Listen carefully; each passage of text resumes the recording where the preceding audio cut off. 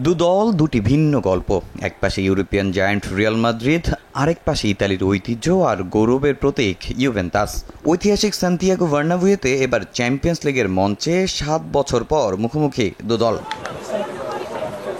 তৃতীয় রাউন্ডের ম্যাচে মাঠে নামবে রিয়াল ইউভেন্টাস। শক্তি সামর্থ্যে এগিয়ে লস ব্লাঙ্কোস, তবে এগিয়ে থাকলেও দু দলের পরিসংখ্যানটা প্রায় একই। মোট 21 ম্যাচে 10 জয় রিয়ালের আর 9টি ইউভেন্টাসের। রিয়ালের ডাগআউটে মাস্টারমাইন্ড শাভি আলোনসো খেলোয়াড়ি জীবনে অল হোয়াইটসের জার্সিতে এই দলটার বিপক্ষে বহুবার খেলেছেন স্প্যানিশ এই কোচ। তিনি জানেন এই দলটা কতটা চ্যালেঞ্জিং। এবারের মৌসুমে রিয়ালের মতো আগের 2 ম্যাচে জয় না পেলেও করেছে ড্র। ইউভেন্টাস এমন বিশেষ দলের মধ্যে একটি যারা ইউরোপীয় ফুটবলকে অনন্য উচ্চতায় নিয়েছে। রিয়াল মাদ্রিদ বহুবার তাদের মুখোমুখি হয়েছে, আমিও অনেক ম্যাচ খেলেছি। তারা বেশ ভালো দল, কৌশলী ফুটবল খেলে। আমরা তাদের মুখোমুখি হতে প্রস্তুত। তৃতীয় রাউন্ডে জয় ছাড়া আর কিছুই ভাবছি না।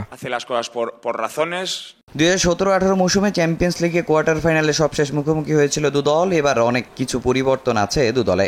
আক্রমণ ভাগে রিয়ালের বড় শক্তি কিলিয়ান এমবাপ্পে, বিনি, বেলিংহ্যাম আর মাস্তান্তুনো যোগাবে বাড়তি শক্তি। মিডফিল্ডে কামাবিঙ্গা, চুয়ামিনিকে নিতে হবে দায়িত্ব। ইউভেন্টাসের কৌশলী আক্রমণ ঠেকাতে ডিফেন্সে নির্ভুল থাকতে হবে আলভা মিলিতাওকে।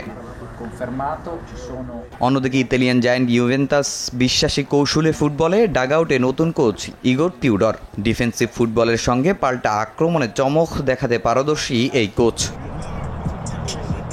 এদিকে রাতের আরেক ম্যাচে চেলসির মুখোমুখি আয়াক্স। মৌসুমে 2 ম্যাচে 1 জয় পেয়েছে ব্লুজ। আয়াক্স হেরেছে 2 ম্যাচই। স্ট্যামফোর্ড ব্রিজে সবকিছুতেই পিছিয়ে ডাচ ক্লাবটি। যদিও এর আগে 2019 সালে দু দলের সবশেষ দেখায় 4-4 গোলের ড্র করেছে চেলসি আয়াক্স। এ ম্যাচে সেই আত্মবিশ্বাস কাজে লাগাতে চাইবে ডাচরা। তবে মোট 2 দেখায় পরিসংখ্যানে 1 জয় এগিয়ে চেলসি, তবুও বেশ সমীহ করছে দলটাকে। এরা এমন একটি দল যারা সবসময় চেষ্টা করে ভালো খেলার। তাদের ম্যাচ ঘুরিয়ে দেওয়ার ফুটবলার রয়েছে, তাই আমি নিশ্চিত ম্যাচটা আমাদের জন্য অতটা সহজ হবে না।